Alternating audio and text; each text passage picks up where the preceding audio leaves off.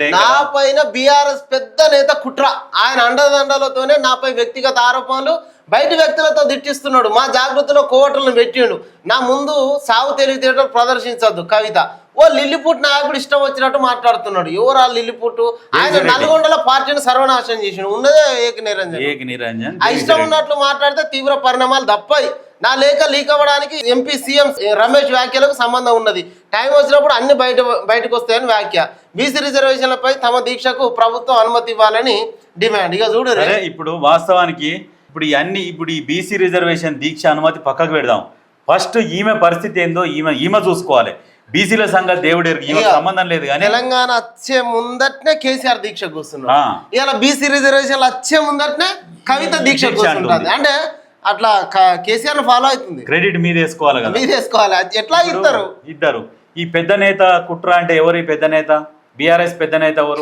కేటీఆర్. ఇప్పుడు ఆల్రెడీ కేసీఆర్ అంటే సైలెంట్ అయిపోయాడు. ఘోరం ఉన్నది పాపం జగదీష్ రెడ్డి పరిస్థితి. ఏమన్నా అందమంటేనో కేసీఆర్ బిడ్డ, అనుకుంటేనేమో ఇజ్జత్ ఇస్తుంది.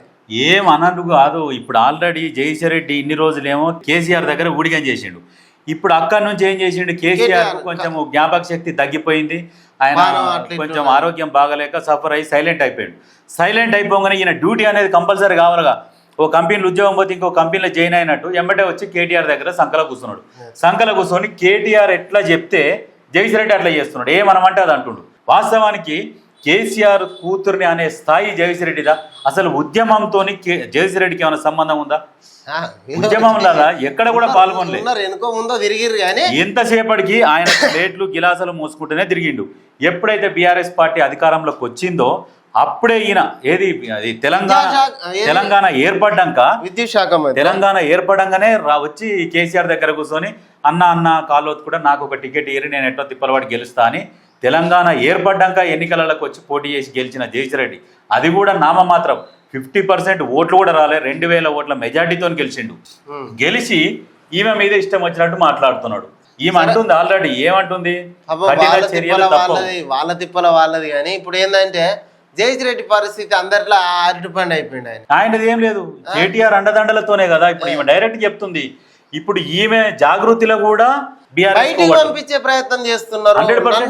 బయటికి పంపించే ప్రయత్నం చేస్తున్నారు. చేస్తే నేను ఏం చేయాలో అది చేస్తా అని చెప్పేసి ఆమె కూడా ఉంటుంది. ఇలా బీఆర్ఎస్ లీడర్లు అందరూ కూడా ఏమనుకుంటారంటే ఇట్లా వెనకొచ్చినటువంటి ఇప్పుడు నిన్న మొన్న సవితా ఇంద్రారెడ్డి కొడుకు కూడా ఆమెను ఎట్లా పడితే అట్లా మాట్లాడారు. మరి వాస్తవంగా సవితా ఇంద్రారెడ్డి ఆమె ఏడ ఉన్నది ఉద్యమంలో లేదు. కాంగ్రెస్ పార్టీలో ఉండే, అప్పుడు అధికార పార్టీలో ఉండే. తర్వాత తెలంగాణ వచ్చినాక కూడా బీఆర్ఎస్ జరలే. బీఆర్ఎస్ పోటీ చేసి అధికారంలోకి వచ్చినాక ఆమె ఆస్తులు కాపాడుకోవడం కోసం బీఆర్ఎస్ పార్టీలో జాయిన్ అయింది. జాయిన్ కాగానే మంత్రి పదవి ఇచ్చారు. ఆమె కొడుకు ఇవాళ ఈమె మీద మాట్లాడుతాం. ఇక ఉంటది కదా, జరంత మంట ఉంటది కదా. అయ్యో మీరా మా మీద మాట్లాడేది, మీరు మా పార్టీలోకి వచ్చి మమ్మల్ని విమర్శిస్తారు అంటారు. సరే హైజాక్ చేస్తున్నారు పార్టీని అనే కోపం అయితే ఉంటది. వాస్తవంగా వాళ్ళ కుటుంబ విషయాలలో వీళ్ళు తలదూర్చొద్దు. ఇవాళ కొట్టుకుంటారు, రేపు కలుస్తారు. రేపు కలిసినప్పుడు మీ పరిస్థితి ఏంది? మరి ఇలా జగదీష్ రెడ్డి ఏడ ముఖం పెట్టుకుంటాడు. ఒకప్పుడు కవిత వాళ్ళ నాయనతో కలిసి ఉన్నప్పుడు కవితమ్మ అనుకుంటా బతిలాడేది. ఇప్పుడు కవితనేమో డైరెక్ట్ ఏకవచనంతో ఇష్టం వచ్చిన విమర్శలు చేస్తున్నాడు, మాట్లాడుతున్నది. మరి అంటాడు. ఇప్పుడు ఏమన్నారంటే కేసీఆర్ శత్రువుల మాటలే కవిత మాట్లాడుతున్నది. ఆమెకు నా సానుభూతి. జగదీష్ రెడ్డి నేను సాగు తప్పి కన్నులొట్ట పోయి గెలిస్తే కొందరు అసలు గెలవలే కదా, గెలవలేదు. మరి ఆమె ఎందుకు కానీ కొందరు అసలే గెలవలే. ఇప్పుడు ఈయన ఏమన్నాడు? కేసీఆర్కు నువ్వు మందు వస్తావు కదా అంటే, మా నాయన మా అన్న ఉంటే నేను సేవ చేసుకోనా? మా నాయన మా అన్న మా ఇంటికి వస్తే నేనే సర్వ్ చేస్తా, మా నాయన దగ్గర కన్నా మా అన్న దగ్గర నేనే సర్వ్ చేస్తా. కరెక్టే, సర్వ్ చేస్తా అన్నాడు. మరి సర్వ్ చేస్తా అని అన్నోడు మరి ఈ మాట ఎందుకు మాట్లాడతాడు? చావు తప్పి గెలిస్తే కొంతమంది అసలే గెలవదు అంటే వేరే నేతలతో నువ్వు పోటీ పెట్టుకుంటున్నావా? నీ స్థాయి గొప్పది. గెలవలే అంటే ఇప్పుడు గెలవలేదంటే ఆమె పరిస్థితుల ప్రభావం బట్టి అక్కడ ఉన్న పసుపు బోర్డు బీజేపీ ఏం చేసిందంటే ఒక రాయేసింది. పసుపు బోర్డు తెస్తున్నాం అని చెప్పేసి ఆ పసుపు బోర్డు వంక చూపించి కవితను ఓడగొట్టారు బీజేపీ వాళ్ళు. కానీ ఈయనకు కవితను అనే స్థాయి ఉన్నదా? వాస్తవానికి ఆ స్థాయి లేదు. పాపం పరిస్థితి జగదీష్ రెడ్డి ఘోరంగా ఉన్నది. అనకపోతేనో ఇజ్జత్ తీస్తారు. ఈమె డైలాగ్ ఉన్నది, అగ్గి రవ్వనైతా అని అన్నది. అగ్గి రవ్వన కేసీఆర్ లెక్కనే తయారైంది ఈమె కూడా. నువ్వు కాకపోతే గోకినా నువ్వు గోక్కున్నా నేను మాత్రం నేను గోకుదా అని బీఆర్ఎస్ వాళ్ళు ఒక్కొక్కరు ఎంబడి పడుతున్నది.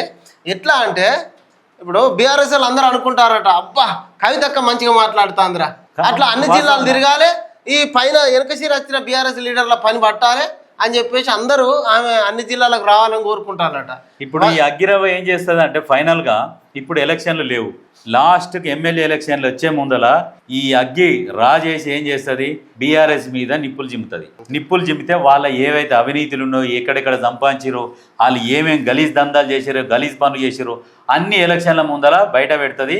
ఆ బయట పెట్టి అగ్గి వాళ్ళ మీద వేస్తే ఆ పార్టీ మొత్తం మాట్లాడుతున్నాడుగా. కేటీఆర్ కవిత మధ్య ఆస్తుల పంచాయతీ ఉన్నది, అది తీర్చలేకనే కేసీఆర్ ఫామ్ హౌస్ కి పరిమితమైంది మహేష్ కుమార్ గౌడ్. అదను కోసం హరీష్ రావు కాపు చూసి కూర్చున్నాడు. బీఆర్ఎస్ లో 4 ముక్కలాట. ఇది మాత్రం కరెక్టే. అదను కోసం హరీష్ రావు కాపు కాసి కూర్చున్నాడు అంటే హరీష్ రావు కూడా ఇప్పుడు సైలెంట్ ఉన్నాడు, ఎందుకు మాట్లాడతలేడు? వాళ్ళు అనుకుని ఎవరు బయటకు వస్తారో చూద్దాం, వాళ్ళతో కొట్లాడదాం ఊకే ఈ ఆస్తుల పంచాయతీ అంతేందుకు. ఇప్పుడు వాస్తవంగా నమస్తే తెలంగాణ పేపర్ గిట్ట ఏదైనా తీసుకుంటే హరీష్ రావుదేమో ఇంతనే క్లిప్ వేస్తారు, కేటీఆర్ దేమో ఇంతేస్తారు. ఎందుకని మరి?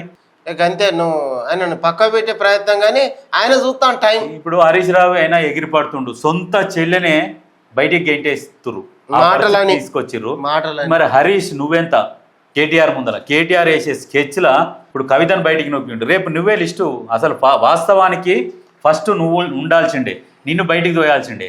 ముందే నీది కొంచెం మారింది, ప్లేస్ మారి కవిత ముందు బయటికి పోతుంది, తర్వాత ఖచ్చితంగా హరీష్ రావు నువ్వే పోతావు. ఇది మాత్రం 100% వాస్తవం.